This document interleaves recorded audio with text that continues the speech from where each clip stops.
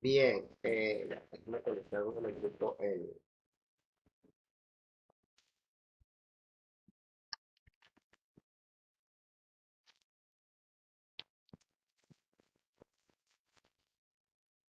Ustedes saben perfectamente que los capítulos 8 y 9 y 10 tratan exclusivamente del tema de la capa 3 del modelo OSI o capa de red. Entonces vamos a empezar esto, que es con respecto al tema de enrutamiento que ya realizamos en las demostraciones anteriores, las demostraciones con el Packet Tracer, donde realizamos el enrutamiento tanto IPv4 como el IPv6. Por supuesto, antes de eso sacamos los cálculos para el BLSM y la segmentación IPv6.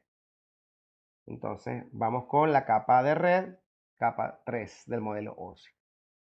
Características de la capa de red. Bien. Proporciona servicios para permitir que los dispositivos finales intercambien datos de forma lógica. ¿Qué significa lógico? Que IPv4 e IPv6 son a nivel de software. A diferencia de las direcciones MAC, que las direcciones MAC son físicas, ¿bien? Pertenecen a las interfaces. Algunas son a nivel de software para conectarse a interfaces virtuales o interfaces que son creadas a nivel de software, pero funcionan, las direcciones MAC funcionan es para representar a las interfaces de forma física, no importa que sea virtual, se representa la interfaz de forma física.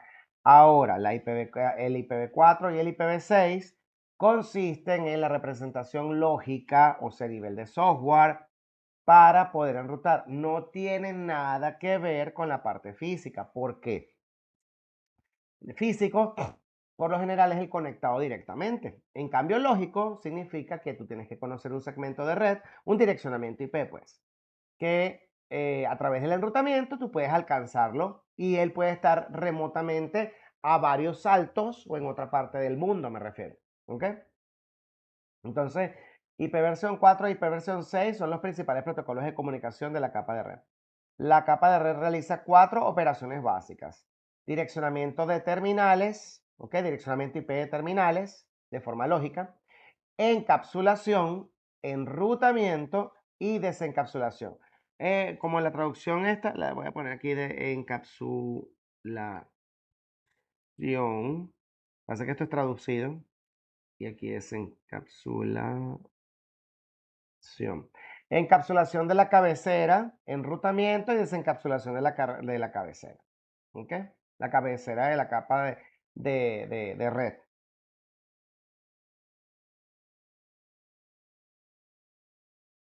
Ok, la encapsulación IP. ¿En qué consiste, señores? Bueno, fácil. Les recuerdo que las aplicaciones vienen de la capa 7. Pasa, por supuesto, por la capa 6, la capa 5, o sea, capa aplicación, presentación, sesión. Llegamos a la capa de transporte, que es la capa 4 del modelo OSI, donde tenemos una cabecera de segmento y tenemos un dato asociado al mismo. Inmediatamente después de esto, tenemos una cabecera de IP o cabecera de paquete, ¿ok? De la capa 3 del modelo OSI, en donde obviamente esta cabecera es lo que va a convertir a ese segmento en paquete, porque el segmento es el dato que contiene el paquete, y el paquete se llama paquete porque tiene una cabecera, ¿ok? Entonces por eso que se llama encapsulación, se encapsula el segmento que es el dato de la capa de transporte en una cabecera, en un paquete, porque se le coloca una cabecera de paquete. Entonces, IP encapsula el segmento de la capa de transporte. IP puede utilizar un paquete IPv4 o IPv6 y no afectará al segmento de capa 4. El paquete IP será examinado por todos los dispositivos de capa 3 a medida que atraviese la red. El direccionamiento IP no cambia de origen a destino y eso es lo que se los demostré yo en las simulaciones, en donde usted tiene un origen específico IP y un destino específico IP. Y a través del enrutamiento en cada uno de los routers usted puede alcanzar ese origen y ese destino, pero el origen y el destino lógico, o sea, IP, no cambia nunca. Si va de un origen a un destino IP, va a seguir así en el camino hasta que llegue al destino, y en el destino, para contestarle al origen, se invierte el direccionamiento y va de origen a ahora desde el nuevo el destino se vuelve origen, o sea que ahora el nuevo origen va en el origen IP y el destino ahora es al que hizo la solicitud anteriormente. El NAT cambiará el direccionamiento, pero esto se discutirá en el tercer módulo de SSNA. Miren, señores, el NAT se conoce como traducción de dirección IP. IPv4, traducción de dirección IPv4. ¿Qué pasa? Las IPv4 son menos que las de IPv6, pero por supuesto empezamos con IPv4. Para que IPv4 no se agotara a nivel a nivel de Internet, o sea, a nivel público, resulta que las direcciones formaban parte de este universo público, pero este universo público había que hacer una asignación de cada dirección pública a las personas, a los clientes que necesitaban navegar en Internet, pero adicionalmente de los clientes a los que se le asignaron las IP, también los ataques de direcciones IP hicieron que algunas de estas IP públicas estuvieran en listas negras y hoy día todavía algunas de estas direcciones IP4 públicas también están en listas negras porque son IP a las cuales fueron atacadas o funcionaron de ataque, ¿ok? Indistintamente de cuál ha sido la razón. Em, Estas direcciones IP públicas se volvieron en una lista negra. Entonces quiere decir que las direcciones IPv4 nada más no se agotaron porque por la cantidad de usuarios o de hosts, de clientes a los que habían que navegar en Internet, sino que también porque entraban algunas en lista negra, que quiere decir que no se puede volver a utilizar una IPv4 pública porque se tachó de lista negra, quiere decir que participó en algún ataque. O sea que el agotamiento de direcciones IPv4 fue mucho mayor a partir de allí. Entonces, ¿qué se hizo? Bueno, las direcciones privadas IPv4 fueron traducidas en direcciones públicas para que un gran segmento de direcciones IPv4 privadas navegaran en Internet a través de una sola pública y no muchas públicas, ¿ok? Para evitar el agotamiento del poco direccionamiento público que podía ofrecer IPv4. Por supuesto, todo eso se ha mejorado con el IPv6, en donde en IPv6 ya no existe una traducción de direcciones IP de IPv6 pública a de IPv6 privada a IPv6 pública, nada de eso. Ahora, por supuesto, todo se resolvió con una longitud de prefijo que es el que permite, una longitud de prefijo que te permite gozar de una porción de red, bien, que va a ser la misma porción de red para todos los dispositivos host y la porción de host viene dada por el ID de interfaz. Las características IP. IP está destinado a tener una sobrecarga baja y puede describirse como, primero que nada, no es orientado a conexión. ¿Cuáles son los detalles con IP? ¿Por qué se llama sobrecarga baja? Sobrecarga baja, señores, consiste en que una dirección IP debería solamente ir de un origen a un destino y por lo tanto no goza de ningún tipo de verificación de problemas en el caso de que se hayan perdido los paquetes. Para eso hay otra capa del modelo OSI conocida como capa de transporte, capa 4, y esa capa de transporte es la que se va a encargar de verificar si el segmento llegaron todos los segmentos o no llegaron. Si algún segmento no llegó, se vuelve a hacer solicitud de segmento. Aclaro esto porque dije IP, ¿ok? Dije segmento. Segmento no tiene que ver con paquete. Está bien. El segmento está contenido en un paquete. Por lo tanto, si la capa 4 hizo alguna verificación donde no recibió ningún segmento, entonces tiene que solicitar nuevamente esos segmentos que faltaron. Por supuesto, esos segmentos para poder viajar y ser enrutados forman parte de paquetes, ¿ok? Porque la cabecera del paquete es la que precisamente encapsula al segmento para poder funcionar en la capa 3. Pero el detalle que es que el paquete no es orientado a conexión. ¿Y eso qué significa? Que la capa 3 del modelo OSI no verifica ni valida una sesión de origen a destino. ¿Y eso qué significa? Que la dirección IP no es orientada a conexión. ¿Cómo se come eso? Resulta que no orientado a conexión significa que el origen que solicita información jamás verificó que el destino existe y está activo para poder contestar alguna solicitud. No se preocupen, el que no lo haga la capa 3 no quiere decir que no haya una capa que no lo realice. La capa 4 es la que establece las sesiones, mejor dicho, la capa 5. Lo que pasa es que les explico, señores. La capa 5 establece sesiones de comunicación antes de enviarse el primer segmento, ¿ok? La capa 5 establece sesiones de comunicación antes de enviar el primer segmento.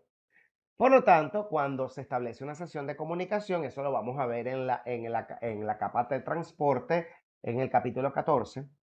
Una vez que se establece la comunicación en la capa de sesión, empiezan a enviarse todos los segmentos que corresponden.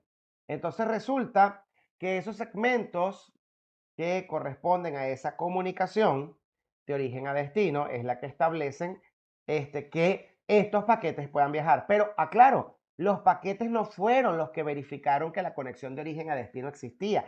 Es decir, que la sesión podía establecerse desde un origen hasta un destino. No, el que verificó la conexión fue la capa 4. Por lo tanto, la capa de red, o sea, IP, no es orientado a conexión.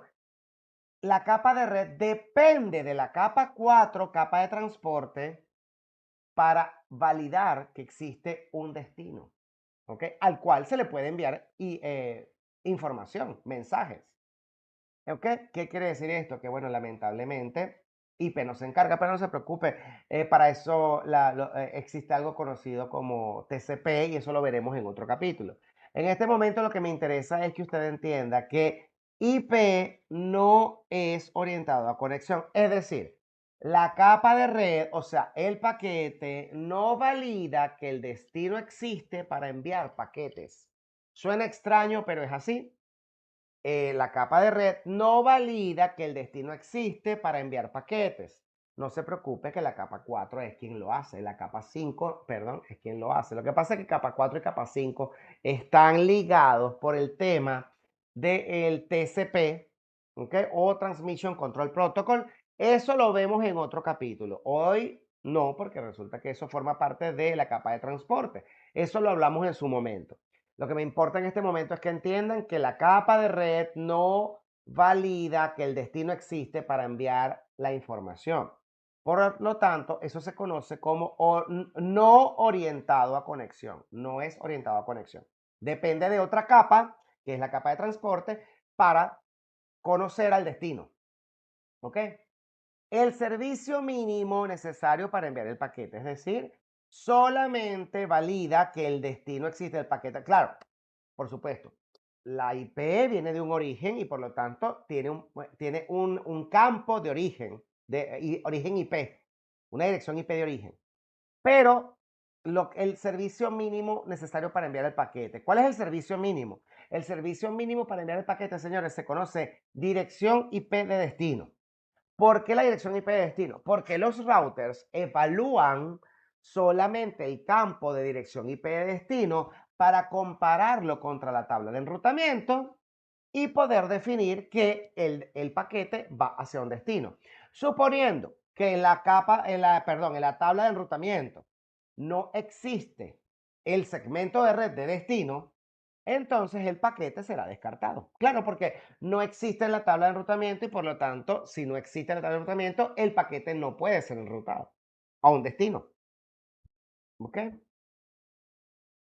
Independiente de los medios, señores, IP no tiene nada que ver con la capa física ni con la capa 2 del modelo OSI. Por lo tanto, es independiente de los medios, no tiene nada que ver con los medios. Estamos hablando de que IP es lógico a nivel de software y solamente funciona a través de eso. Y lo que hace es que enruta la información. No importa que estés conectado con fibra o conectado con UTP o conectado con coaxial o conectado con Wi-Fi o conectado con Bluetooth o como sea la conexión. No importa cómo esté conectado.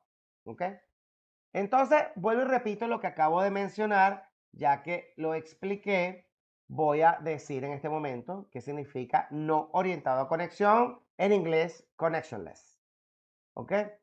IP no establece ninguna conexión con el destino antes de enviar el paquete. Lo que les dije. Esto depende de la capa 4 o la capa 5 del modelo OSI. Lo que pasa es que están íntimamente relacionadas la capa 5 con la capa 4. ¿Por qué? Porque trabajan con TCP, Transmission Control Protocol. ¿Qué quiere decir eso? Que tienen que establecer una sesión de origen a destino en la capa 5 antes de enviar el primer segmento. ¿Ok? Segmento que luego será encapsulado en un paquete. Entonces, IP no establece ninguna conexión con el destino antes de enviar el paquete, porque la capa 4 o la capa 5 se encargan de hacer eso. No se necesita información de control. No hay sincronizaciones ni confirmaciones, es decir, no hay ningún tipo de acuse de recibo que permita decir si llegaron todos los paquetes o no. No se preocupe, de eso se encarga la capa 4 del modelo OSI, capa de transporte. El destino recibirá el paquete cuando llegue, pero no se envían notificaciones previas por IP. Es decir, el paquete llega porque llega y más nada. El paquete solamente sirve para una cosa, para ser enrutado. Listo. ¿Ok?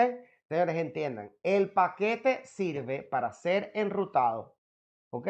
¿Enrutado a dónde? A un destino. Eso es todo lo que sirve el paquete. La capa 4 del modelo 12 se va a encargar de verificar. Y suponiendo, porque también existe.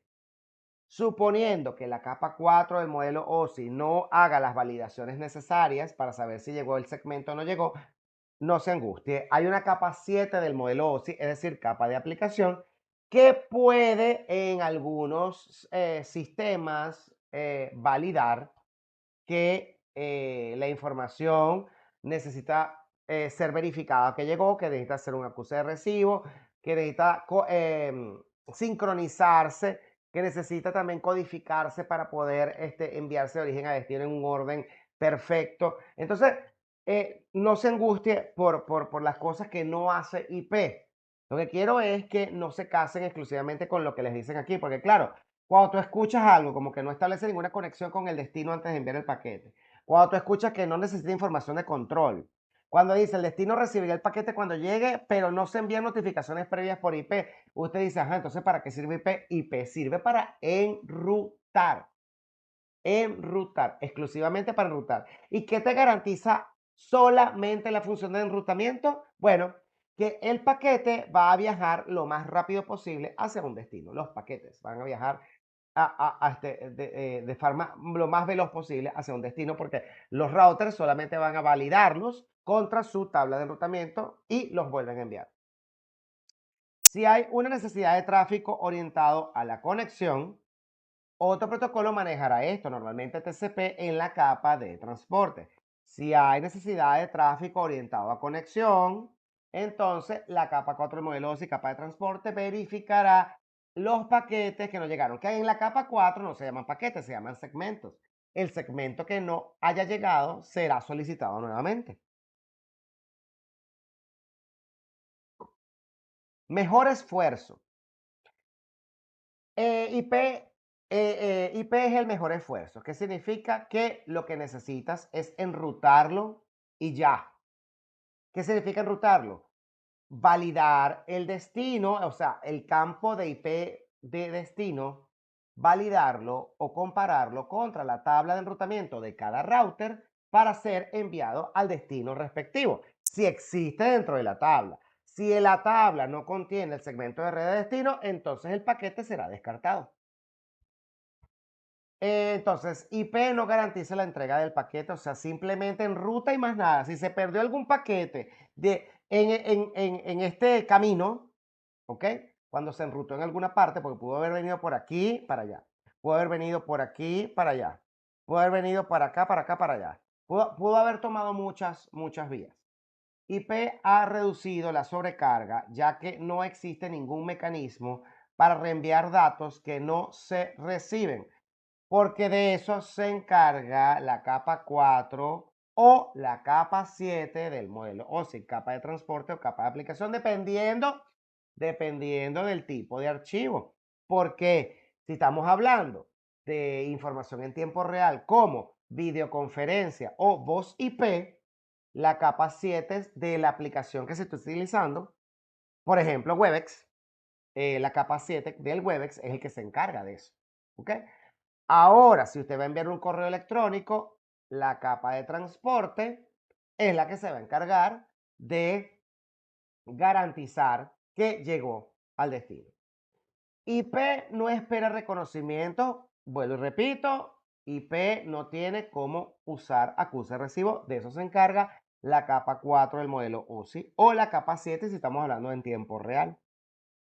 IP no sabe si el otro dispositivo está operativo o si recibe el paquete. Es decir, como IP no se encarga de establecer la sesión, es decir, no es orientado a conexión, pero la capa 4 sí es orientada a conexión. Entonces, la capa 4 o la capa 5 se encargarán de establecer el destino, si existe o no. La capa 3 no conoce el destino, no lo conoce, ¿ok? Bien. Independencia de los medios. IP no es confiable. ¿Qué significa eso?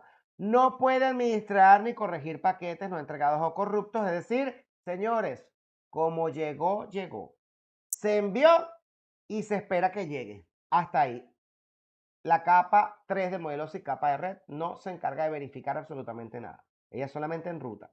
IP no puede retransmitir después de un error. ¿Por qué? Porque ella no verifica, de eso se encarga la capa de transporte.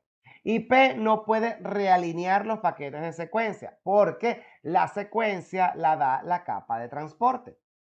IP debe depender de otros protocolos para estas funciones. Otra vez repito, capa de transporte. IP es independiente de los medios. IP no se refiere al tipo de trama requerido, es decir, IP no necesita un protocolo de capa 2, capa de enlace de datos, para validar qué tipo de medio está utilizando. Mira, por ejemplo, aquí hay UTP, aquí, qué pena con ustedes, esto es un cable serial, esto da pena mencionarlo porque esto ya no existe. Y si existe, qué pena. Esto es fibra óptica, esto es UTP y esto es Wi-Fi.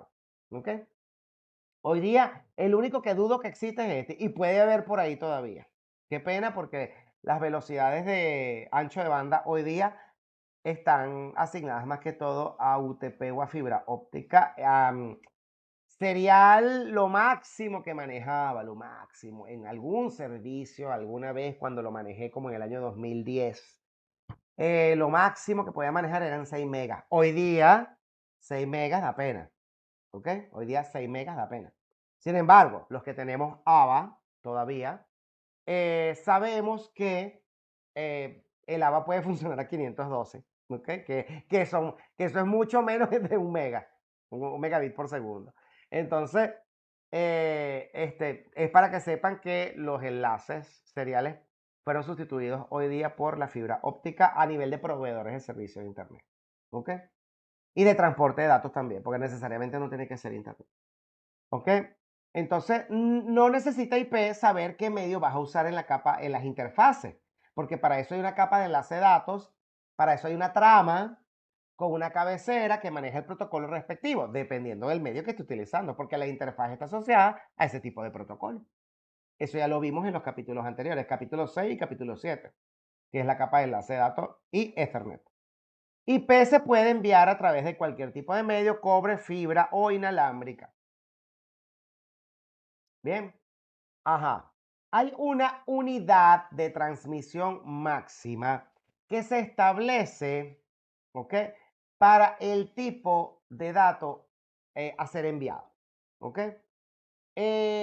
A pesar de que la capa de red establece una unidad máxima de transmisión, esto está íntimamente relacionado también con la capa 2. Y claro, la pregunta es, Gustavo, acabas de decir que la capa 2 no tiene nada que ver con la capa 3, por lo tanto, la unidad de transmisión máxima, ¿cómo es eso que la manejan las interfaces? Por supuesto, señores. Las interfaces tienen que conocer la unidad de transmisión máxima que utiliza algún tipo de interfaz. O sea, tipo me refiero yo a que esto es UTP, esto es fibra y esto es Wi-Fi.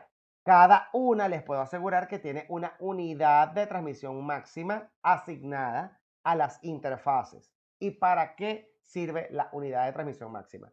Señores, les recuerdo que la información no se envía completa. Acuérdense cuando vimos la capa 4 del modelo OSI, la capa 4, la capa 1, la capa física, perdónenme.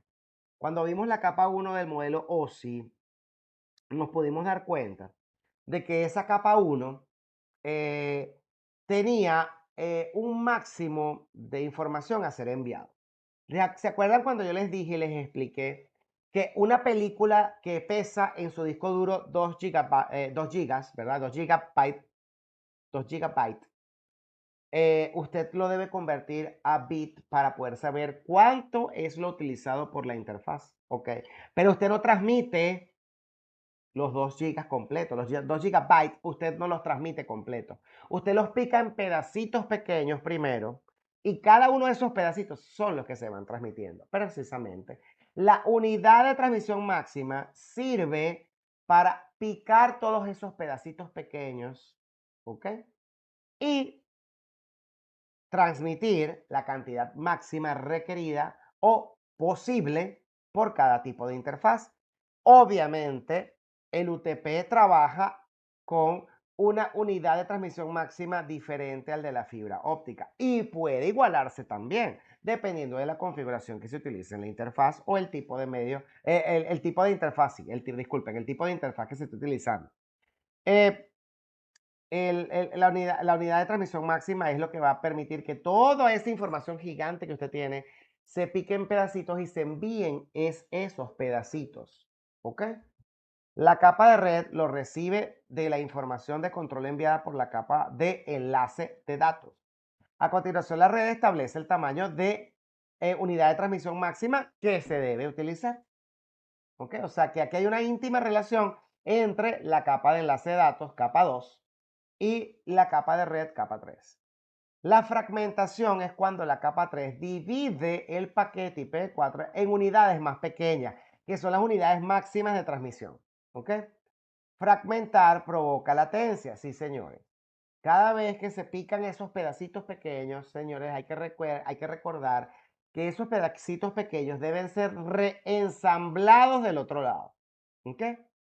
Cada pedacito que se picó de un lado, en una interfaz, ¿verdad? Vamos a suponer, en esta interfaz salió la información, para acá llegó la información.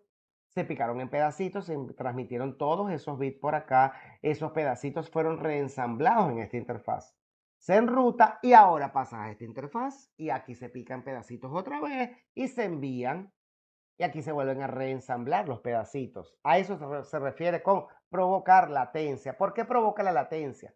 Porque, señores, cada vez que se pica el pedacito y se reensambla el pedacito, hay que procesar esa información. Y ese procesamiento es cómputo, ¿bien? Son unos cómputos que debe hacer las interfaces, ¿bien? Y el procesamiento del aparato que se está utilizando, el equipo, el dispositivo, para tanto desensamblar como reensamblar la información. Ahora bien, una sorpresa, IPv6 no fragmenta los paquetes. ¿Por qué? Porque IPv6 trabaja con algo conocido como conexión de extremo a extremo. Es decir, ya el host que vaya a navegar en Internet a través de IPv6, su IP asignada tiene la condición necesaria, es decir, la IP pública, ya forma parte de los hosts. ¿Ok? La IP pública ya forma parte de los hosts y puede ser enviado de pública desde este origen a pública en este destino. Es decir, va de aquí para acá, por supuesto, para ser enrutado por aquí, por aquí, por aquí, por aquí, sin NAT. Ya por eso, ahí es importante, sin NAT, sin traducción de direcciones IP, porque esa dirección pública va desde origen a destino. Por eso se llama conexión de extremo a extremo. Ajá, y entonces, ¿qué significa eso de que IPv6 no fragmenta los paquetes? Bueno, sencillo. Ya IPv6, en vez de estar picando los paquetes en cada interfaz que va y viene, los paquetes ya tienen una medida exacta en la que trabajan desde un origen hasta un destino, sin importar que esto sea UTP, esto sea serial, qué pena. Olvídense de este. UTP, fibra Wi-Fi, ¿ok? No importa cuál sea el medio que tenga, porque la interfaz es la que controla esa desfragmentación y esa fragmentación, que sigue existiendo porque obviamente hay que pasar la información en esos pedacitos más pequeños, porque así es como se transmite. Pero lo que quiero que entiendan todos es que ya IPv6 no fragmenta por tipo de medio, que cada medio usa un fragmento diferente. IPv6 ya tiene una medida que siempre va a utilizar para todos los fragmentos que envíe por la interfaz, tipo de medio, etcétera, que tenga. No importa. Ya tiene una unidad máxima de transmisión establecida para funcionar. ¿Ok? Por eso es que dice que no fragmenta los paquetes, porque cada uno de ellos fragmentaba los paquetes acá. Los paquetes de IPv6 están hechos a una medida exacta para no tener que fragmentar la información que viene, que está almacenada en los dispositivos y que va a ser enviada. ¿Ok? Se fragmenta igualmente, pero ya viene con una medida que va a ser respetada por todos los medios que tenga. Lo cual, a pesar de que puede haber una latencia, IPv6 fue creado para trabajar de forma muchísimo más eficiente porque, a diferencia de IPv4, IPv6 cuenta con campos que verifican los paquetes, cosa que no hacía IPv4. IPv4 dependía de la capa de transporte o la capa de aplicación para poder fragmentar, perdón, para conocer si todos los paquetes llegaron al destino. IPv6 es un algoritmo que funciona mucho mejor y, como te diste cuenta, no fragmenta los paquetes porque desde una vez de que sale del origen al destino, los paquetes son enviados completamente. No hay que picarlos en pedacitos los paquetes. O sea, entiendan esto, señores. Los paquetes ya son una unidad pequeña y IPv4 fragmentaba el paquete más de lo fragmentado que ya estaba. IPv6 ya tiene una medida estándar que siempre se va a respetar, o sea, no se fragmenta, no hay que reensamblarla. Así de sencillo. Ejemplo, el router pasa de Ethernet a una WAN lenta con como una serial, que era una MTU más pequeña, una unidad de transmisión máxima más pequeña. Hoy día olvídense de la serial porque eso ya no, nada que ver. Ethernet tiene una velocidad, fibra tiene una velocidad, obviamente Wi-Fi tiene una velocidad. De los tres, la más lenta es Wi-Fi. Y sin embargo, el Wi-Fi hoy día es un poco más eficiente dependiendo del access point. No todos los access points son iguales. El de su casa es para small business, o sea, para usarlo en su casa. El de la empresa es otra historia. Tiene un requerimiento de buffer mucho mayor que el de su casa. El de su casa es un baratico para que usted pueda usarlo. ¿Ok? Paquete IPv4. IPv4 es el protocolo de comunicación principal para la capa de red. El encabezado de red tiene muchos propósitos. Garantiza que el paquete se envía en la dirección correcta, que es el destino. O sea, se analiza por cada router el destino para ser enviado por una interfaz. Contiene información para el procesamiento de capas de red en varios campos. Es decir, ellos, a pesar de que tienen el encabezado, que tienen la IP de origen y destino, que tiene información para el procesamiento de las capas de red en varios campos. Es decir, que varios campos ellos contienen el tipo de paquete para el que se va a utilizar. Y eso lo vimos en Warchart. Cuando vimos Warchart, vimos que, por ejemplo, el paquete sabía cuál posiblemente podía ser el segmento para el que estaba creado. ¿Ok? O sea, el tipo de aplicación que podía trabajar con ese paquete. La información del encabezado es utilizada por todos los dispositivos de la capa 3, o sea, routers que manejen el paquete. Mejor dicho, routers no. Equipos enrutadores, porque están los switches multicapa, están los routers, están los hosts que también enrutan, están los firewall que tienen la función de control de tráfico de red, pero también pueden enrutar. O sea que cualquier tipo de dispositivo enrutador. ¿Ok? El Wi-Fi de tu casa, él internamente enruta, por eso que se llama router inalámbrico, él enruta, pero él no funciona igual que un router me refiero al procesamiento, a la capacidad de procesamiento, no funciona igual que un router de data center. El router de data center es mucho más especializado que este, ¿ok? Em,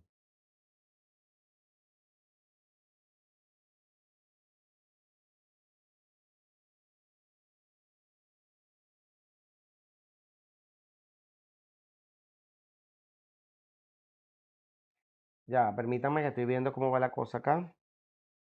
Está 65%. Ok. Características del encabezado IPv4. Está en binario primero que nada. ¿Ok? En binario significa que aquí sencillamente estamos viendo que hay 24 bytes, que obviamente él está en binario. En binario es que te están diciendo que son bytes. Tú sabes que binario es bit, no byte. ¿Ok? Lo que pasa es que aquí te están diciendo cuántos bytes forman parte de cada uno de los campos. Porque las cabeceras se leen en este caso, si te das cuenta, byte 1, byte 2, byte 3, byte 4, van de izquierda a derecha para ser leídos. Y los dos campos más importantes son dirección IP de origen y dirección IP de destino. ¿Ok? A pesar de que tiene varios campos de información que sirven para varios tipos de procesos para los routers. ¿Ok? Entonces se lee de izquierda a derecha. ¿Ok? 4 bytes por línea. Primero se lee acá, luego acá, luego acá y luego acá. ¿Bien? Por supuesto, una cabecera está conformado por 24 bytes de información que debe ser considerado para cada paquete. ¿Ok?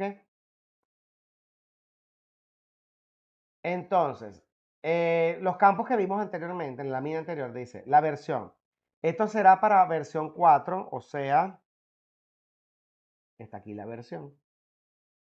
A diferencia de versión 6, un campo de 4 bits, es decir, 0, 1, 0, 0, que quiere decir que el bit 4 es el que está encendido, que representa que es una IPv4. Servicios diferenciados, utilizados por calidad de servicio, campo diffserv DS o el anterior interserv para tipo de servicio, ¿ok? Utilizado para la calidad de servicio otorgada a los paquetes que vienen etiquetados. ¿Qué significa calidad de servicio, señores? Que se le da prioridad al paquete para que unos paquetes sean enviados, una mayor cantidad de paquetes, por ejemplo, de videoconferencia y una menor cantidad de paquetes de datos que no necesitan ser en tiempo real. ¿Ok? Suma de comprobación de encabezado, que es para detectar daños en el encabezado. Si el encabezado viene mal, no se puede enrutar y va a ser descartado. Por supuesto, la capa 3 no va a detectar eso dentro de un router. La capa 4 es la que va a detectar que algún paquete faltó y va a volver a solicitar, pero la capa 3 no se encarga de eso. Tiempo de vida. Señores, ¿qué pasa? Eh, un paquete puede quedarse viajando muchas veces dentro de muchos routers, ser uno enrutado y enrutado y enrutado. Hay un tiempo de vida que quiere decir que los paquetes van a tener un máximo de tiempo y a medida que vayan pasando por cada router, ese conteo va a ir disminuyendo poco a poco. ¿Ok? El campo de el protocolo,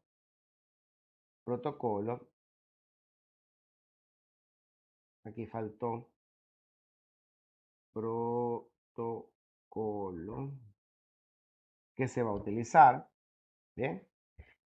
Protocolo del siguiente nivel, o sea, la capa 4 del modelo OSI, capa de transporte, que puede ser ICMP, TCP, UDP, etcétera, porque hay otros aparte de esos. ¿Ok? Ya, déjame guardarle aquí de una vez. Ok. Dirección IPv4 de origen, dirección de 32 bits. Dirección IPv4 de destino, dirección de destino de 32 bits. Paquete IPv6. IPv4 tiene tres limitaciones principales.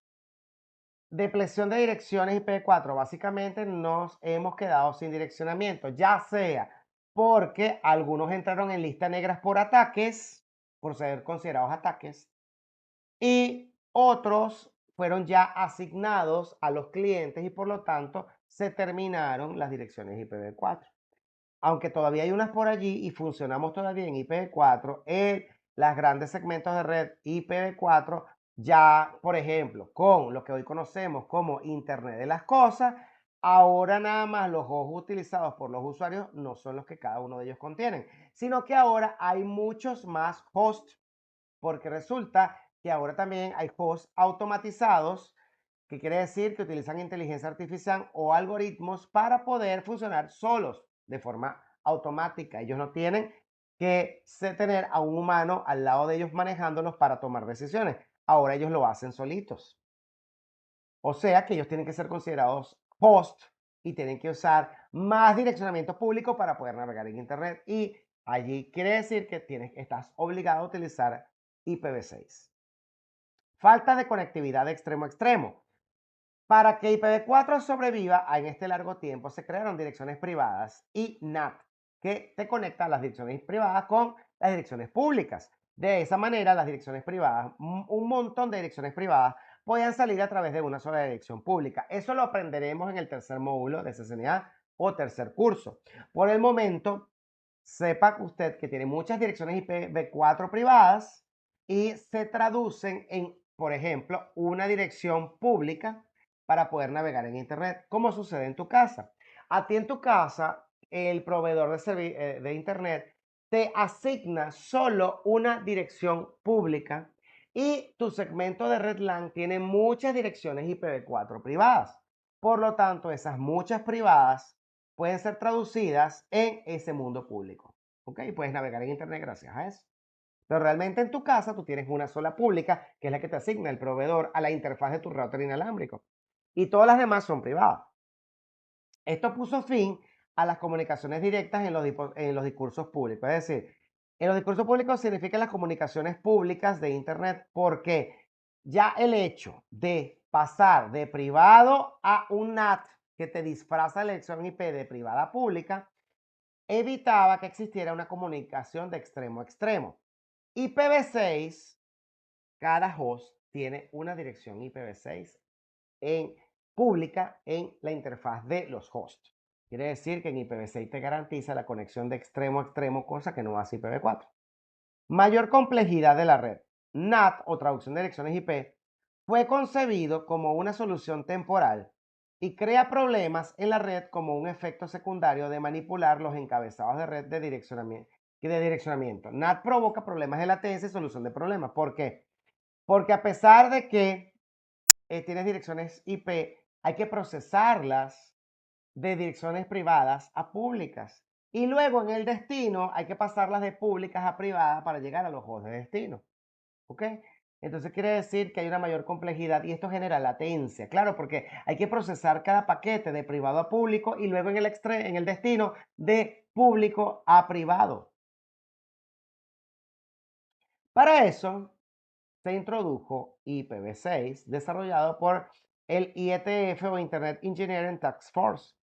IPv6 vence las limitaciones de IPv4. IPv4 manejaba unos 4 billones de direcciones IPv4 y IPv6 maneja 340 undecillones de direcciones IPv6. ¿Ok? Entonces IPv6 vence las limitaciones de IPv4. Mejoras que proporciona IPv6. Mayor espacio de direcciones basado en las direcciones de 128 bits y no en las de 32 bits. Manejo mejorado de paquetes. Encabezado simplificado con menos campos. Y ya vamos a ver el campo de IPv6. Para que veas que tiene menos campos que el de IPv4. Elimina la necesidad de NAT. Es decir, IPv6 no necesita NAT. Dado que hay una gran cantidad de direccionamiento, no es necesario utilizar direcciones privadas internamente y asignar a una dirección pública compartida. En especial, señores, porque yo les enseñé el día que vimos IPv6, que IPv6 maneja algo conocido como EUI64 o algún tipo de algoritmo. Quiere decir que yo solamente necesito mi prefijo de enrutamiento junto con mi ID de subred, es decir, la porción de red de la dirección IPv6 y puedo generar automáticamente la porción de host, que es conocido como ID de interfaz. Por lo tanto, cada host va a crear su propia dirección IPv6, lo cual garantiza que no necesitamos un direccionamiento. No tenemos que contarlo ni limitarnos con respecto al direccionamiento de IPv6. ¿Ok? Entonces, esas son las razones por las cuales ha mejorado IPv6 a IPv4. Miren el encabezado. Esta es la cabecera de IPv6. Te das cuenta de que también se lee de de izquierda a derecha, es decir, byte 1, byte 2, byte 3, byte 4. Pero si te das cuenta, la cabecera tiene menos campos, lo cual lo hace mucho más eficiente. Igual la cabecera está conformada por los 40 bytes o octetos de longitud. ¿Ok? Entonces, el encabezado IPv6 se simplifica, pero no es más pequeño. Sigue siendo del mismo tamaño, señores. Mismo tamaño significa que en el de IPv4 eran una cabecera de 20 bytes. Eran los mismos 20 bytes. Quiere decir que aquí tenemos los mismos 20 bytes que tenemos allá. ¿Bien? Entonces, lo que quiere decir que el encabezado se fija en 40 bytes, en este caso en un octeto de longitud. Se eliminaron varios campos IPv6 para IPv4 para eliminar el rendimiento. Se dan cuenta de que la cabecera, a pesar de que tiene el mismo peso, la cabecera tiene menos campos. ¿Qué significa que tiene menos campos? Bueno, señores, que es mucho más eficiente. ¿Y por qué es más eficiente? Porque resulta, señores, que IPv6, ya le dije a ustedes, que introdujo las direcciones link local en conjunto con el multicast. Quiere decir que a diferencia de IPv4, IPv6 se mantiene en constante comunicación contra todos los hosts que están conectados en la red. ¿Cómo se mantiene la comunicación? Cada interfaz conversa o se comunica con las interfaces de todos los demás.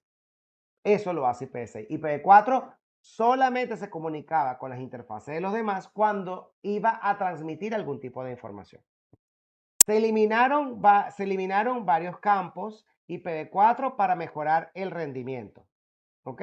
Se eliminaron varios campos de IPv4 para mejorar el rendimiento. En algunos campos IPv4 que se eliminaron para mejorar el rendimiento fue el señalador, el desplazamiento de fragmentos, suma de comprobación del encabezado, porque ahora sabemos que IPv6 se mantiene en comunicación constante, o sea, que él va a establecer la comunicación con los dispositivos, va a saber que los dispositivos existen a través del multicast y las direcciones link local. Y la cabecera de IPv6 puede establecerse simplemente para analizar el destino a través de las tablas de enrutamiento, ¿ok? Y aparte de eso, trabajar con lo que vendría siendo la calidad de servicio, mejor conocido como el Traffic Class, ¿ok?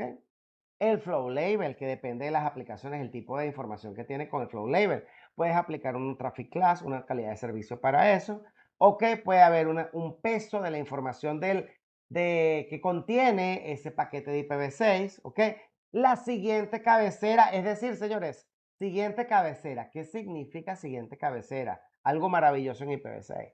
IPv6 ahora te dice cuál es la secuencia que maneja, cosa que no hacía IPv4.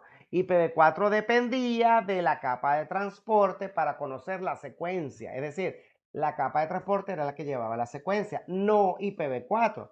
En IPv6 lleva la secuencia de sus paquetes, lo cual mejora saber cuál paquete faltó en un momento dado. ¿Ok? La cantidad de saltos límites, bueno, lamentablemente IPv6, al igual que IPv4, no puede quedarse en el tiempo por allí pasando de router en router para siempre. Entonces, hay un tiempo, una cantidad de saltos límites que en algún momento va a haber un último salto y no va a seguir saltando por todos los dispositivos.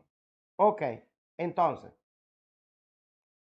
versión. Esto será para la versión 6, que a diferencia de la versión 4 es un campo de 4 bits y es 0, 1, 1, 0, que ustedes ya saben que este vale 4 y este vale 2, lo que quiere decir que esto significa 6, ¿ok?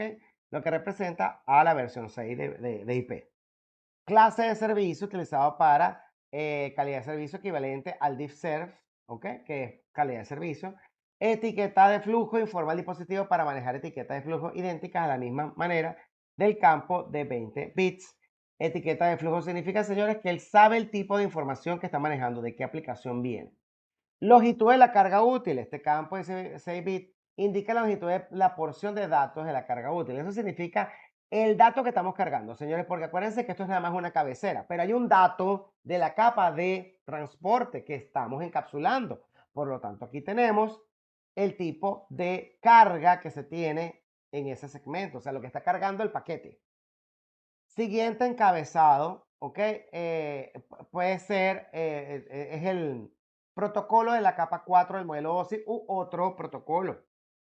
Límite de saltos, reemplaza el recuento de saltos de capa 3 con el tiempo de vida. El límite de salto es para que en algún momento el paquete, si se extiende el enrutamiento entre varios routers, por cada salto vaya disminuyendo esa cantidad de la cuenta hasta que llegue a cero y sea descartado el paquete automáticamente. Tenemos la dirección IPv6 de origen y la dirección IPv6 de destino, que realmente la de destino, al igual que en IPv4, va a ser la analizada por las tablas de enrutamiento de cada uno de los routers. Encabezado de paquetes IPv6. El paquete IPv6 también puede contener encabezados de extensión, EH. Características de los encabezados EH proporciona información de capa de red opcional. Son opcionales, se colocan entre el encabezado IPv6 y la carga útil. Puede usarse para fragmentación, seguridad, soporte de movilidad, etc. ¿Qué significa eso? Este encabezado adicional, señores, es para opciones adicionales que pueden ser agregadas a las aplicaciones dependiendo del tráfico que se venga a futuro. Es decir, puede ser tráfico que existe ya y que se puede manejar o darle un trato especial, como puede ser algún tipo de dato que no existe todavía porque no se ha creado, ¿verdad? Y puede ser programado para funcionar de algún tipo de manera. A diferencia de IPv4, los routers no fragmentan los paquetes de IPv6. Ya les dije que tienen un tamaño específico que ya no necesitan ser fragmentados los paquetes. Ya vienen con un tamaño pequeñito para poder ser enviados. ¿Cómo se enruta un host? ¿Ok? Los paquetes siempre crean el origen. Ustedes ya vieron conmigo durante la simulación de Packet Tracer que cada uno de los hosts de origen tiene una dirección IP que representa la interfaz de ese dispositivo, de ese host. ¿Ok? Y por supuesto, esa va a ser la dirección IP de origen si la solicitud viene de ellos, porque los hosts son los que generan las solicitudes. Ellos crean una dirección IP de origen. Y también existe una dirección IP de destino. La dirección IP de destino es al que quieres alcanzar para poder pasar por varios routers que analicen el tipo de paquete y te puedan llevar al destino respectivo. Cada dispositivo host crea su propia tabla de enrutamiento. Vamos a verlo en este momento.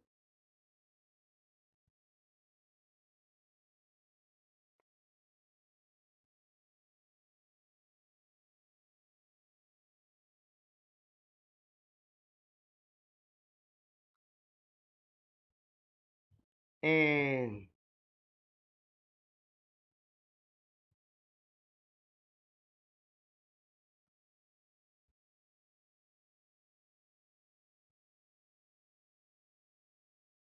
Ahí está. Aquí tenemos la tabla de enrutamiento IPv4 y la tabla de enrutamiento IPv6. Ahí tienen las dos tablas, señores. ¿Ok? ¿Qué hacemos con las dos tablas? Sencillamente estamos viendo que ambas tablas existen, tienen información de los segmentos de red para poder alcanzarlos. Un host puede enviar paquetes a lo siguiente. Asimismo, que es esto se conoce como la dirección loopback de IPv4 127.0.0.1. Miren que hace ping. Este es el servicio de red IPv4. Y el servicio de red IPv6 para la loopback es 2.2.1. Este es el servicio de red de IPv6. Fíjate que los dos responden. ¿A dónde están esta IP? Estas IP, ¿dónde están? Dentro de cada host están estas IP. Representan al servicio de red activo internamente en el dispositivo, en cada host. ¿Ok? Host locales, el destino está en la misma LAN. Host remoto, los dispositivos no están en la misma LAN y por lo tanto necesitamos a un router para poder alcanzarlos. El dispositivo de origen determina si el destino es local o remoto. Si el dispositivo determina que está localmente en alguno de los segmentos al que está directamente conectado, no hay ningún tipo de problema. Vas a conectarte de origen a destino con la IP de origen a la IP de destino que está dentro del mismo segmento de red, cualquiera de los segmentos que estén aquí. Vamos a suponer que no esté dentro de alguno de estos segmentos que están acá. Bueno, utiliza la ruta default, que es esta que está aquí. La ruta default de IPv4 que va hacia el default gateway o puerta de enlace que está en este caso en el router de mi casa. ¿Bien? Y esta te podrás dar cuenta que es la IP de la interfaz de mi laptop, 172.16.0.6, y mi router tiene la 172.16.0.1. Y cuando no consiga algo dentro de mi misma red LAN, él va a enviar la información a través de la ruta por defecto hacia el default gateway que va a alcanzar al router. ¿Ok? Método de determinación. IPv4, el origen utiliza su propia dirección IP y máscara su red junto con la dirección IP de destino. En IPv6, el origen utiliza la dirección IP de red y el prefijo anunciados por el routador local, por el router. El tráfico local se desconecta de la interfaz de host para ser manejado por un dispositivo intermediario. El tráfico remoto se reenvía directamente a la puerta de enlace predeterminada de la red LAN. Creo que esto ya lo hemos hecho, señores, cuando hemos enviado información desde un host hasta el default gateway del router. Un router, aquí está, gateway predeterminado, un router o dispositivo o switch capa 3, switch multicapa, puede ser una puerta de enlace predeterminada. Características de una puerta de enlace predeterminada. Debe tener una IP en el mismo rango que el resto de la LAN. Es decir, fíjate que la IP de mi router 172.16.0.1 es el segmento de red 172.16.0 de mi red LAN. ¿Ok? El 1 y el 6 es lo único que cambian porque es la porción de host. Eh, Puede aceptar datos de la LAN y es capaz de reenviar tráfico fuera de la LAN, claro, porque él va a tomar la información que viene de la red LAN y la va a analizar en su tabla de enrutamiento y la va a enviar a un destino, ¿ok? O sea, que puede sacar la información de la red LAN, puede enrutarse a otras redes, por supuesto, él va a estar capacitado para enrutar a segmentos de red que él conozca. Y si no conoce el segmento de red, va a basarse en su ruta por defecto, como se los acabo de mostrar aquí, para poder llegar al destino. Si un dispositivo no tiene una puerta de enlace predeterminada o una puerta de enlace predeterminada incorrecta, su tráfico no podrá salir. ¿Qué quiere decir eso, señores? Que hay que tener cuidado cuando configuramos la puerta de enlace. Porque yo les validé a ustedes y les demostré en la simulación que usted tiene que validar la IP del dispositivo y la puerta de enlace que colocó y tiene que ver que hizo PIN. ¿Por qué? Porque usted tiene que validar que realmente hace PIN y funciona, porque si no funciona, entonces no sirve. Hay que tener mucho cuidado con eso. Un host enruta a la puerta de enlace predeterminada. El host conocerá la puerta de enlace predeterminada o default gateway de forma estática o a través de un DHCP en IPv4, es decir, una asignación dinámica de direcciones IP.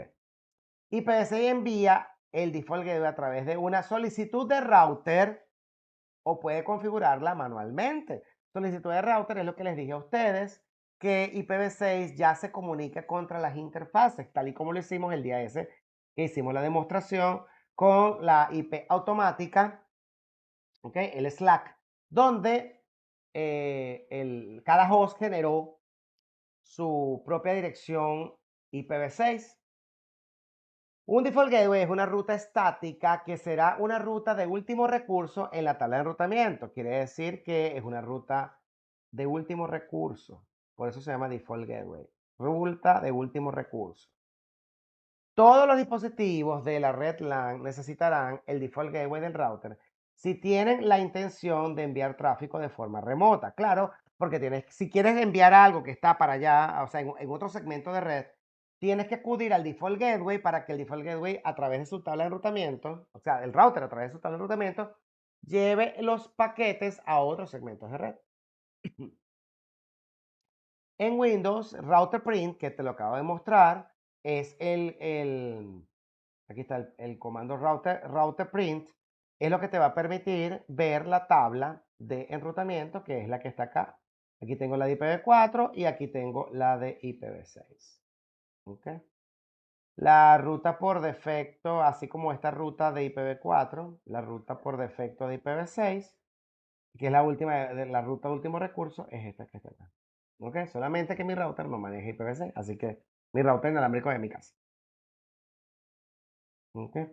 Se dan cuenta de que están todas las los segmentos de red que puedes alcanzar. Fíjate que aquí está el 127, que es la loopback, ¿ok? Aquí está el 916, que es mi LAN actual. También tengo 192.168.56, que es mi máquina virtual.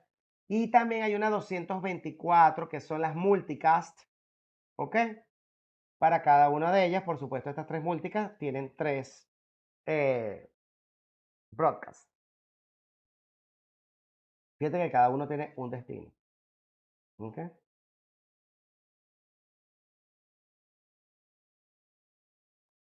Introducción al enrutamiento.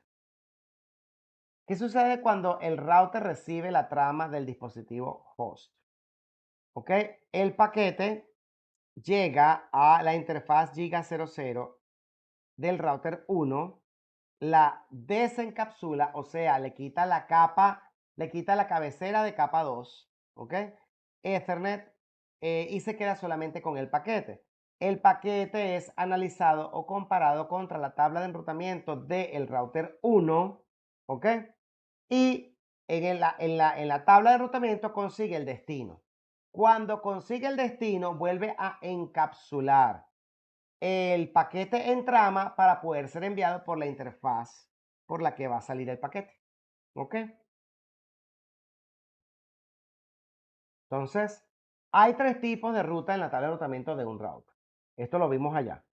El directamente conectado, que es con la letra C, que son las rutas que se generan, los segmentos de red que se generan automáticamente cuando tú configuras una interfaz con su dirección IP y su máscara, o con su dirección IPv6 y su longitud de perfil. Están las direcciones remotas, que son las que no están directamente conectadas en cada router, sino en otros routers. Entonces, por lo tanto, yo debo acudir o enrutar la información hacia estos segmentos remotos que están en otros routers conectados de forma manual con rutas estáticas, tal y como lo hicimos acá, o de forma dinámica, que es enrutamiento dinámico, que hay varios tipos de protocolos de enrutamiento dinámico para que los hosts conozcan de forma automática los cambios que pueden haber en los segmentos de red. ¿Ok? Está la ruta por defecto, o ruta default o ruta predeterminada, que reenvía todo el tráfico de dirección a una dirección específica cuando no hay coincidencias en la tabla. ¿Ok? Cuando no existe una coincidencia en la tabla, se utiliza la ruta por defecto. Por lo general, señores, la ruta por defecto es utilizada para navegar en Internet. No necesariamente, pero normalmente la ruta por defecto se utiliza para navegar hacia Internet. Enrutamiento estático. Yo le dije a ustedes que había una nomenclatura para las rutas estáticas, ¿ok? Esa nomenclatura es IP route, el direccionamiento IP que quiero alcanzar, la máscara del direccionamiento IP que quiero alcanzar, o sea, el segmento, esto es el segmento de red que quiero alcanzar, la IP y la máscara. La IP de la red y la máscara que quiero alcanzar. Y el siguiente salto o la IP del siguiente salto. También el siguiente salto lo puedo cambiar por la interfaz del mismo router. Explico lo siguiente. Siguiente salto significa que es la IP de la siguiente interfaz a alcanzar. Cuando no conozco la IP del siguiente salto, puedo utilizar la interfaz de salida. ¿Ok?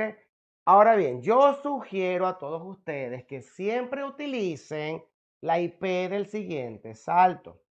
Solo en situaciones extremas donde usted no conoce la IP, ¿ok? ¿Y por qué no conocemos la IP? No conocemos la IP sencillamente porque el proveedor es quien nos asigna por DHCP o de forma dinámica el direccionamiento, la máscara, el default gateway, los DNS y las opciones adicionales.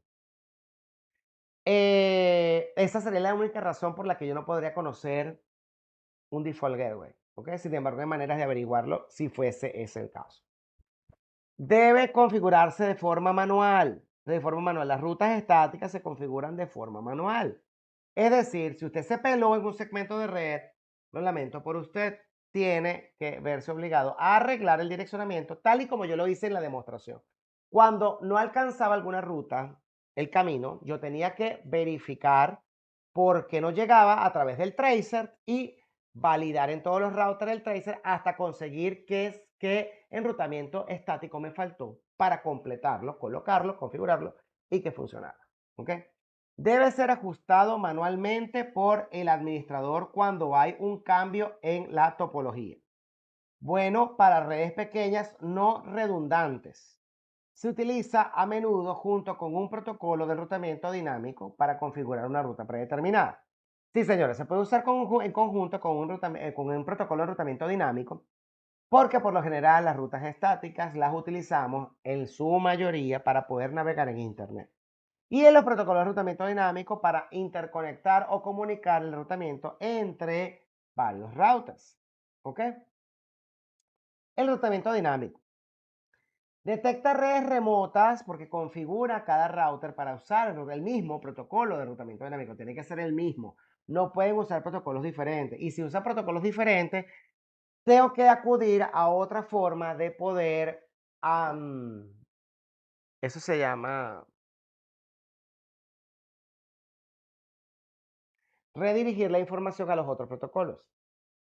Mantener la información actualizada de forma automática. Es decir, usted no le tiene que meter mano a los cambios que hay en la topología porque ya fue configurado de forma automática.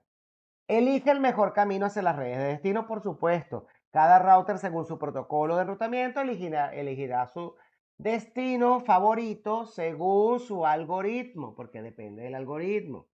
Busca nuevas rutas óptimas cuando hay un cambio en la topología, por supuesto, si está en la configuración pertinente del protocolo de enrutamiento, entonces el algoritmo se encargará automáticamente de elegir el mejor camino. El enrutamiento dinámico también puede compartir rutas estáticas predeterminadas con otros routers, por supuesto. Por lo general usamos de rutas estáticas en conjunto con enrutamiento dinámico para poder navegar en Internet. Esa es una de las razones. A lo mejor yo no voy a navegar en Internet, pero quiero llegar a un segmento de red que no quiero que conozcan los protocolos de enrutamiento dinámico. Ok, entonces se configura la ruta estática en esos casos. Bien, acuérdense que aquí arriba, en la tabla de enrutamiento, hay una leyenda que representa con estas letras qué tipo de ruta es. La S representa la ruta estática. El asterisco representa la ruta estática por defecto o default gateway. La O representa el protocolo de enrutamiento dinámico o SPF. La C representa el segmento de red directamente conectado en una interfaz. La L local representa la dirección IP configurada en una interfaz. ¿Ok? D representa el protocolo de enrutamiento dinámico EIGRP. La R representa el protocolo de enrutamiento dinámico RIP. Y así pare de contar, señores. Hay un universo de cosas que iremos descubriendo en los próximos cursos. ¿Ok? Acabamos de culminar nuestro capítulo 8. Por favor, ¿alguna pregunta hasta aquí?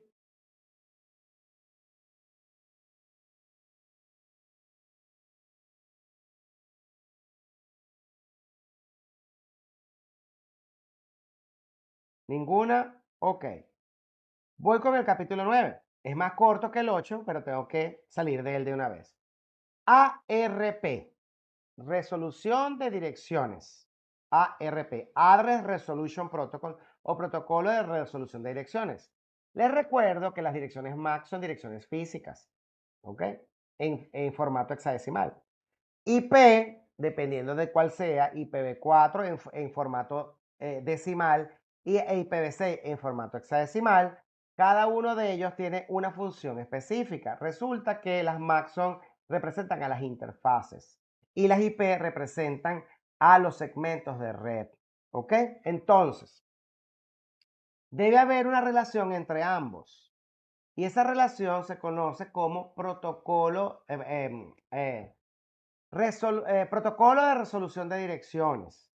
Quiere decir que hay una asociación, hay una tabla ARP, se las muestro. Este es mi laptop y mi laptop tiene un aquí ARP-A. Los routers también tienen una tabla ARP. Ah, broma, le di donde no era, ya va. ARP-A. Lo que pasa es que estoy escribiendo en la oscuridad. ¿Ok? Aquí tenemos las IP y las MAC de cada de cada una de las IP conocidas por mi host. ¿Ok? Por mi host. Fíjate que tenemos diferentes segmentos de red. Los que comienzan con 224, 226, 239, todo esto son los multicast. ¿Ok?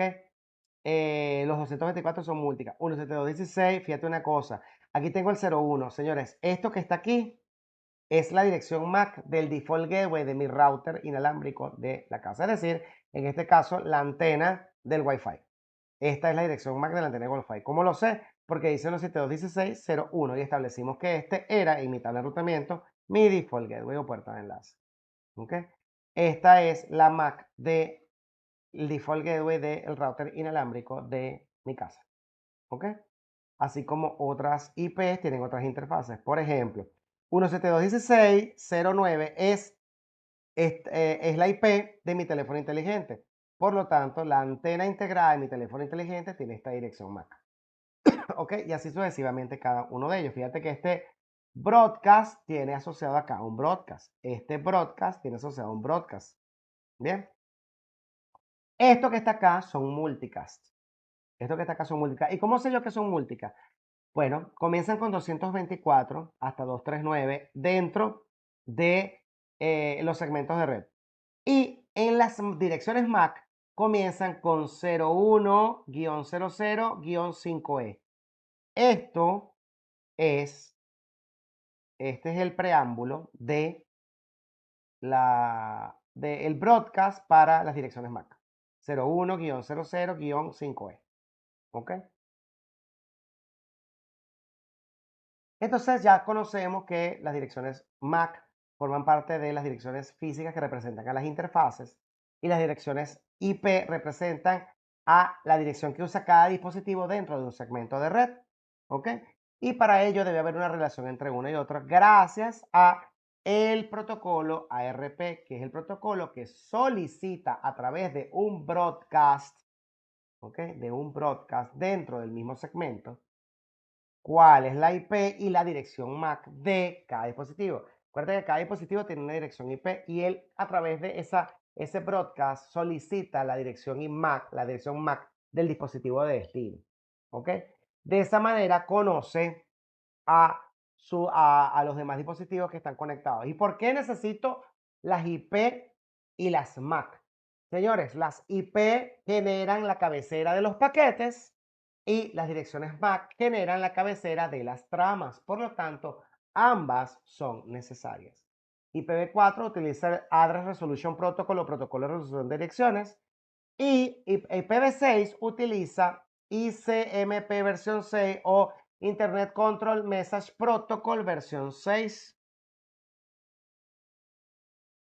Entonces, Address Resolution Protocol para IPv4. Un dispositivo no conoce la IP de destino, mira, 192.168.1.7, necesita comunicarse con el 1.7, que es este, pero no conoce su dirección MAC. Si no conozco la dirección MAC, no puedo generar las tramas para comunicarme con este que está aquí. Por lo tanto, debo hacer un broadcast en la red LAN, en el segmento de red, un broadcast, enviando una retahíla de Fs, aquí están las Fs, para que el ARP sea enviado a todos, ¿ok? Y entonces resulta que hay dispositivos en los que se va a descartar la IP, ¿ok? Se va a descartar porque no tienen la IP. Fíjate que la IP que tengo es la 1.7. Aquí yo tengo la IP de destino. Me quiero comunicar con el 192.168.1.7. Tengo el 1.7, pero no tengo la MAC del 1.7. Genero un broadcast desde aquí, se lo envío a todos ellos, ¿ok? No se envía hacia el mismo, se envía hacia todos los demás. Y estos dos no tienen la IP 1.7. Por lo tanto, este y este descartan la solicitud de RP, pero este que está aquí sí tiene el 1.7. Este acepta la solicitud y contesta con un únicas. Fíjate que envié un broadcast a todos y estos dos descartaron porque no tienen la IP de destino, pero este sí tiene la IP de destino. Y este contesta a el 1.5, le va a contestar con un únicas de el 1.7 al 1.5. O sea, desde la 192.168.1.7 a la 192.168.1.5. ¿Y con qué le va a contestar este? Este le va a contestar con su dirección MAC. Por lo tanto, el switch almacena la dirección MAC en su tabla de direcciones MAC y el host almacena en su tabla ARP la asociación de la dirección IPv4 192.168.1.7 con la dirección MAC de la interfaz de ese host. ¿Ok? Así es como funciona.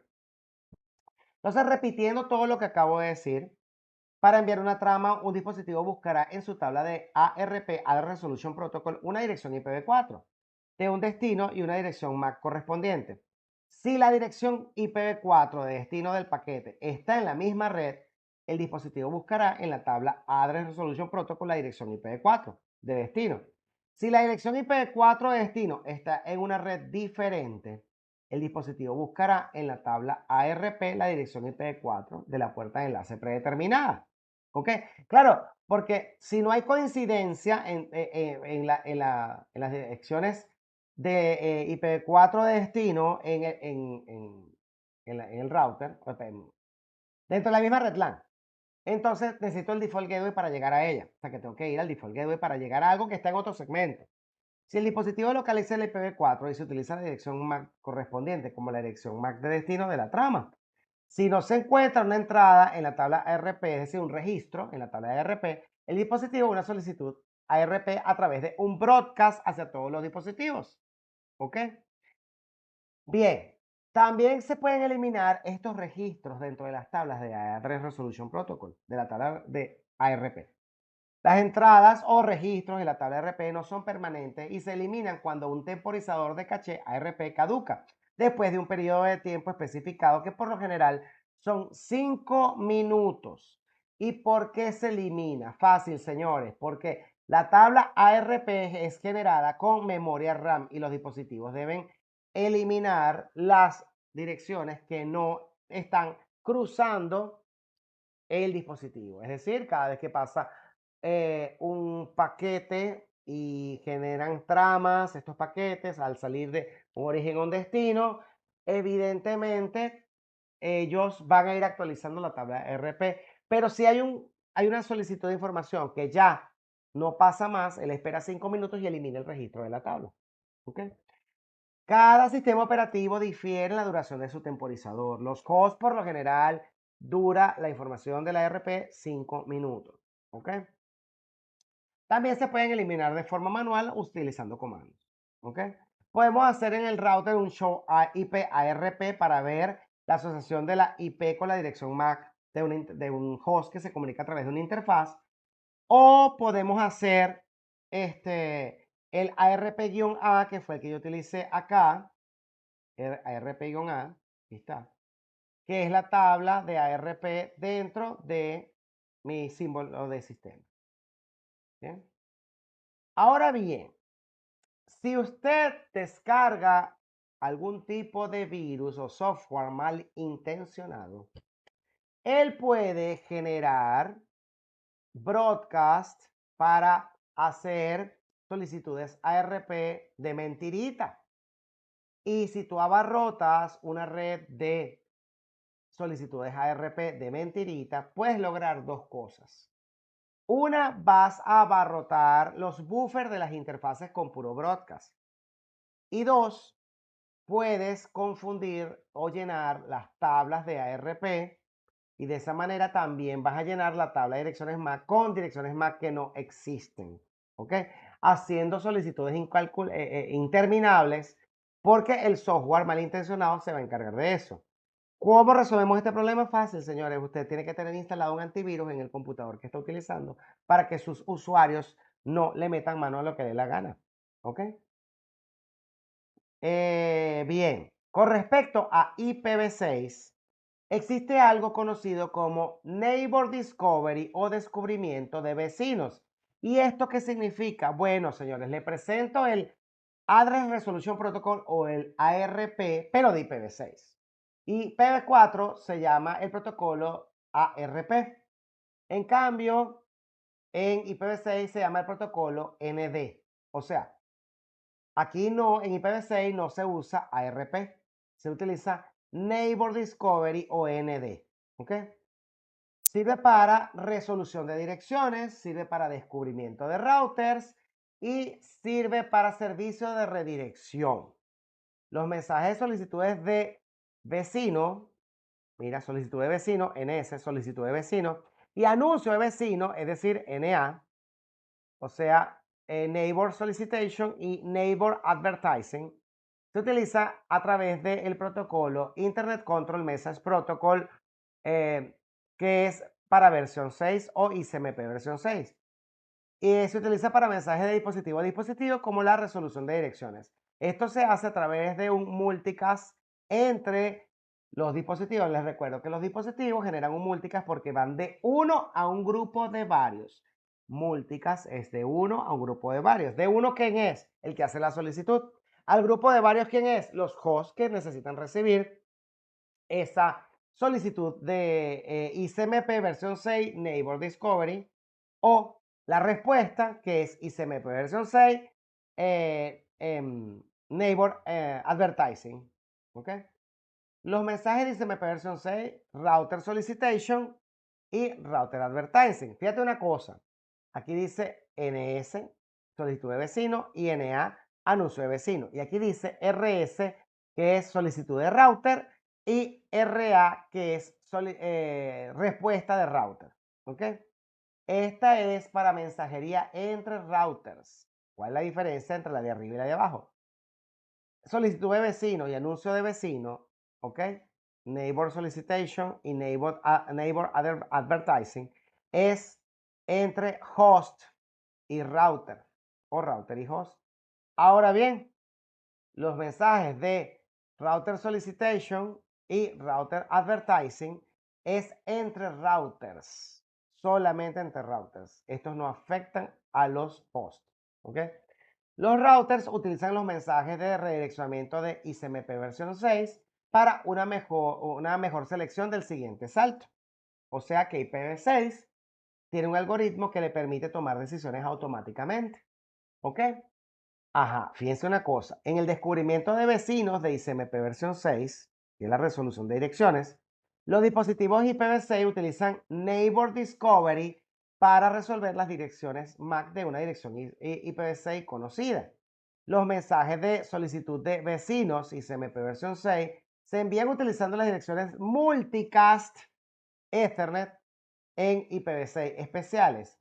Se dan cuenta de que aquí estamos comunicando a los dispositivos, ¿ok? Y poder conocer entre ellos, conversar entre ellos, comunicarse entre ellos, ¿ok? Automáticamente antes de enviar algún tipo de información.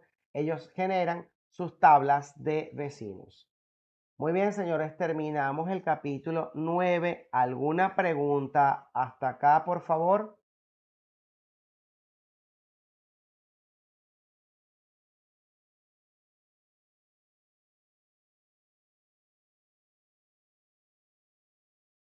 ¿Ninguna? Bien.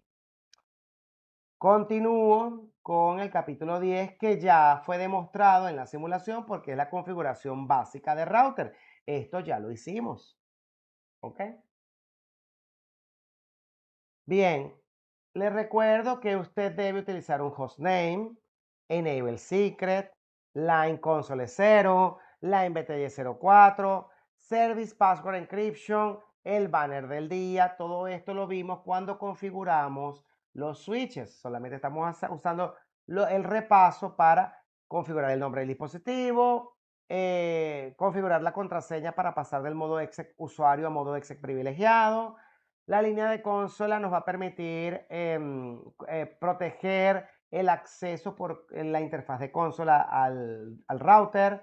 La línea virtual o línea BTY deben ser protegidas para el acceso remoto al dispositivo. Service Password Encryption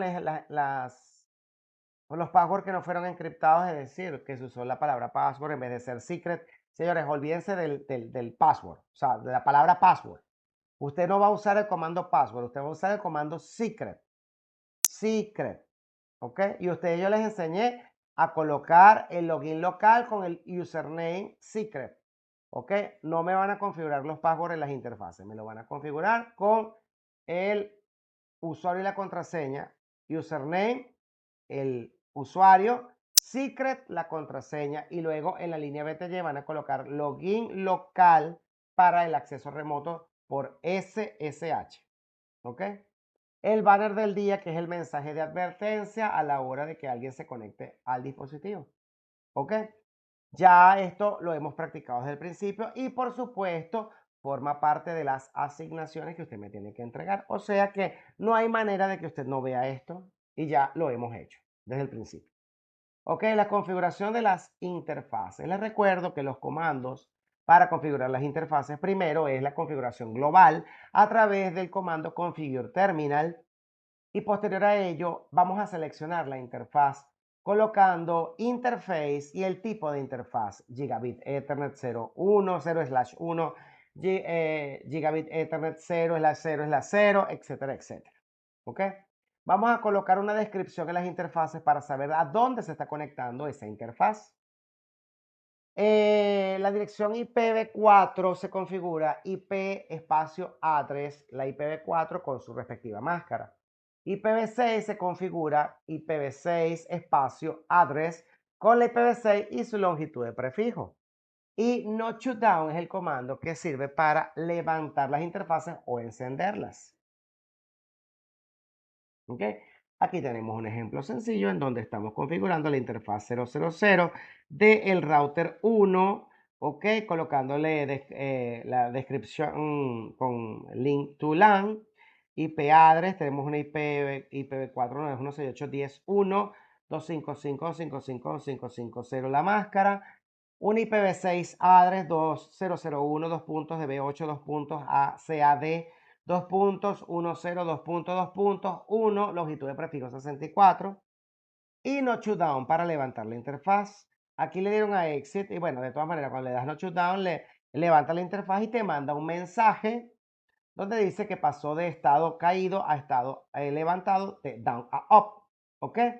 Y que la interfaz acaba de cambiar al estado levantado, ¿ok?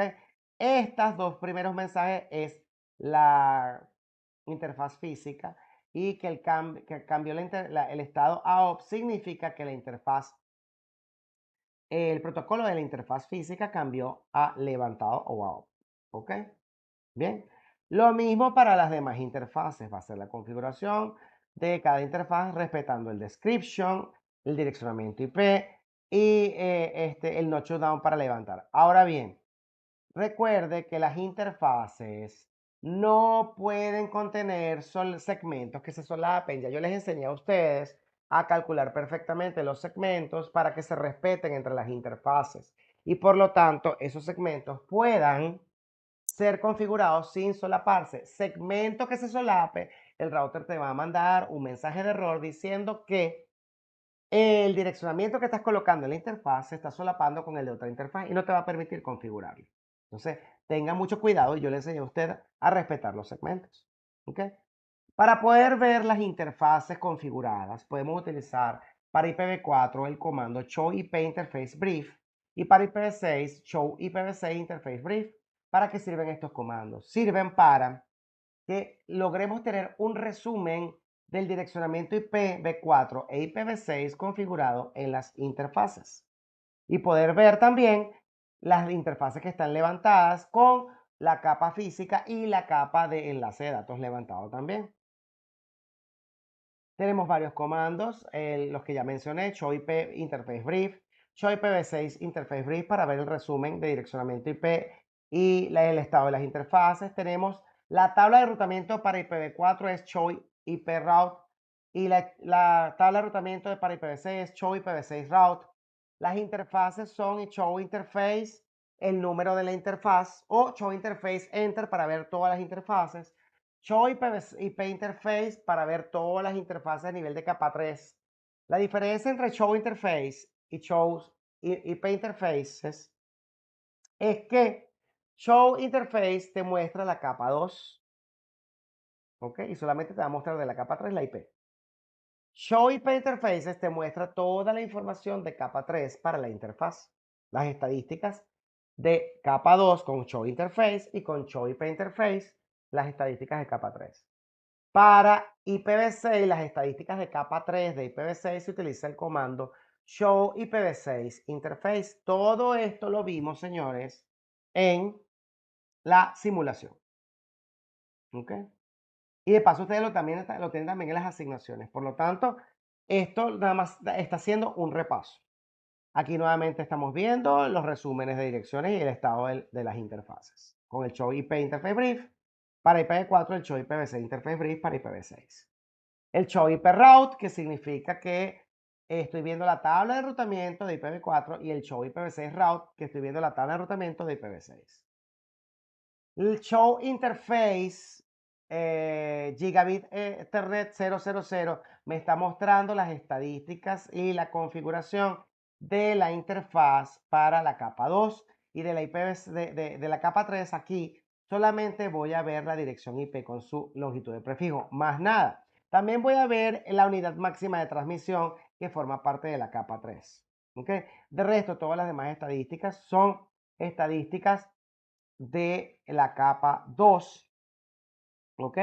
A pesar de que por supuesto te dice cosas como paquetes enviados, paquetes recibidos, yo quiero que ustedes entiendan que todo esto forma parte de los paquetes enviados y recibidos a través de las interfaces. Por supuesto, las interfaces que hicieron encapsularon en tramas esa información para poder enviarla a los medios. Aquí estoy viendo Showing Pay Interfaces.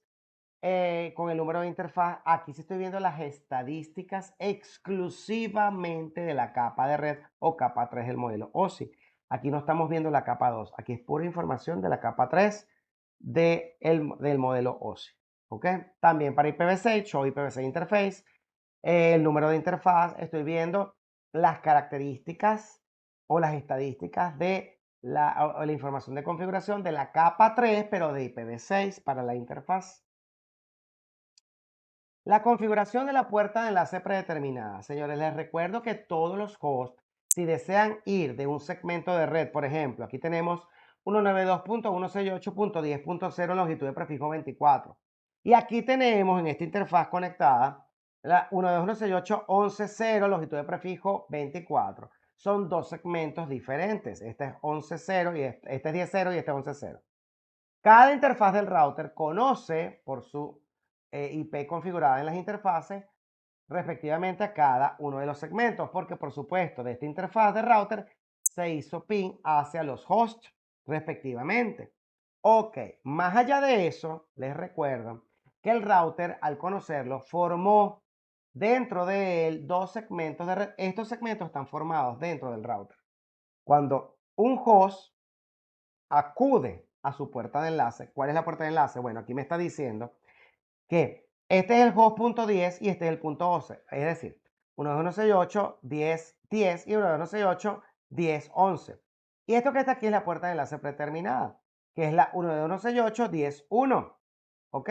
Los hosts envían la información para esta interfaz. Él desencapsula la trama, evalúa el paquete y busca la interfaz, la IP de destino. ¿Cuál es la IP de destino? Bueno, si vamos de estas hosts a uno de estos dos, vamos a suponer que este host envíe la información a la 192.168.11.11. Entonces va a enviar la información al default gateway. El default gateway va a analizar o evaluar el paquete con la información de destino, la IP de destino, y va nuevamente a encapsularlo en la trama para ser enviado a la IP del host respectivo. Esa es la manera en que la puerta de enlace predeterminada funciona. Por eso es que los hosts deben verificar, ustedes deben verificar, ya que están aprendiendo, que cada vez que configuran un dispositivo deben enviarse al dispositivo de destino respectivo para poder ser enviado satisfactoriamente. ¿Ok? Porque de esa manera es que funciona. Un switch debe tener una dirección de puerta de enlace predeterminada. Por supuesto, señores, si me quiero conectar remotamente a el switch, ya eso lo hicimos en el capítulo 2. Tengo una interfaz VLAN 1, donde tengo una IP con una IP y una máscara, una IP address con una IP y una máscara. Pero necesito tener un default gateway. ¿Para qué? Para poderme conectar a él y cuando él llegue la información a él con SSH, él devuelva la información al usuario que se está conectando remotamente a él a través del default gateway. ¿Ok? Por lo tanto, el switch necesita también una IP, una máscara y un default gateway para conectarnos remotamente a él. No podemos olvidar eso porque si no, lamentablemente, no vamos a poder conectarnos remotamente a ese switch. ¿Ok? Así de simple. Señores, ¿alguna pregunta hasta acá, por favor? Acabamos de culminar nuestro capítulo 10. ¿Qué significa eso? Que hay que habilitar el examen 8, 9 y 10. Señores, tenemos examen 8, 9, 10. Voy a habilitar de una vez el examen 8, 9, 10 para todos ustedes, para que puedan presentarlo. Ustedes saben que tienen hasta el último día de clases para presentarlo, pero se les puede llenar el cuarto de agua, así que preséntelo de una vez para que no se le acumulen las cosas que tienen que hacer. Entonces voy a habilitar en este momento el examen 8, 9, 10 y lo voy a colocar en el listado de lo voy a colocar en el listado de el grupo de WhatsApp, ¿ok? Con respecto a las actividades que tiene pendiente conmigo. Bien, voy a escoger aquí un destino.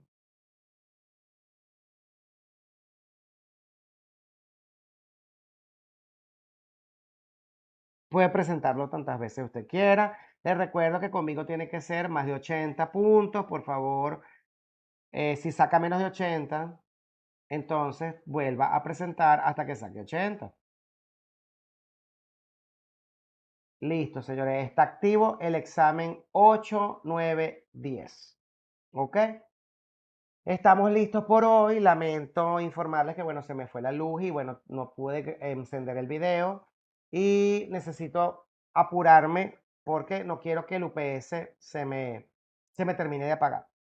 Entonces, nos vemos el día jueves para la siguiente clase, en donde daré los capítulos 11, 12 y 13. Por favor, presenten de una vez el 8, 9, 10. Muchísimas gracias y feliz noche. Que estén bien.